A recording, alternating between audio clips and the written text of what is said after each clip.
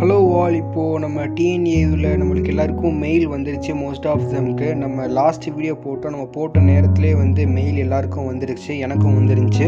So இந்த மெயிலில் என்னெல்லாம் கொண்டு வரணும்னா, seat allotment letter and signed application form, உங்களோட current photo, 10th 12th mark sheet, community certificate and TC, nativity certificate and first graduate certificate.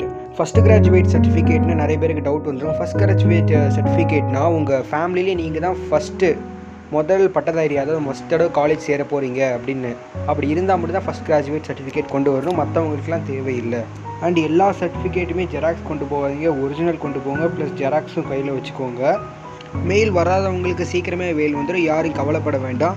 இதில் என்ன சொல்லியிருக்காங்கன்னா, நீங்கள் 20,000 ஆன்லைன் ஆர் கேஷ் மோடில் சர்டிஃபிகேட் வெரிஃபிகேஷன் அப்போ பே பண்ணணும்.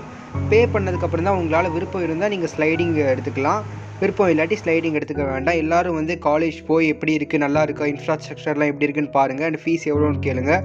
And all the best to you all. Thank you. And நான் என்னால் முடிஞ்ச அளவுக்கு எல்லாருக்கும் நான் ரிப்ளை பண்ணிட்டேன். ரிப்ளை பண்ணாத கமெண்ட் வந்து ரொம்ப கம்மியாக தான் இருக்கும். ஸோ அப்படி ரிப்ளை பண்ணலாடி நான் கண்டிப்பாக ஏதாச்சும் விட்டுருந்தா I am really sorry. Okay, இப்போ நான் எல்லா கமெண்ட்டுக்கும் முக்கால்வாசி நான் ரிப்ளை பண்ணிடுவேன். பண்ணாமல் நிறைய கமெண்ட் இருக்கும், அதெல்லாம் கொஞ்சம் நேரம் கழித்து கண்டிப்பாக நான் ரிப்ளை வந்துடும். தேங்க்யூ.